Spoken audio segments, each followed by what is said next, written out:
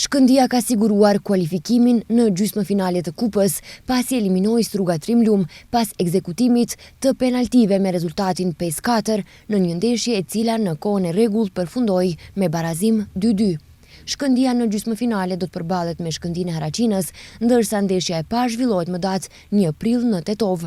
Trajneri Jeton Beqiri ishte i vetëdijshëm se ndjehet një lodhje tek futbollistët, por kërkoi angazhim maksimal në betejat në dy fronte.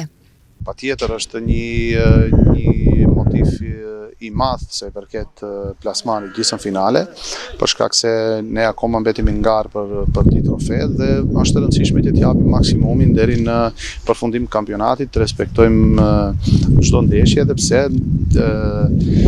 ndihet një lodhje e vogël te ekipi, veçanërisht disa futbollistë, por kjo është e normale pas shumë ndeshjeve të zhvilluara, për shkak se siç dihet edhe nga gjithë opinionin e luajmë çdo 3 ditë, por kemi një fond futbollistëve të shumë të mirë dhe shpresoj që edhe ditën e shtunë kundër ekipit të Maqedonias, do të bëjmë paraqitje të mirë dhe dalim me rezultat pozitiv.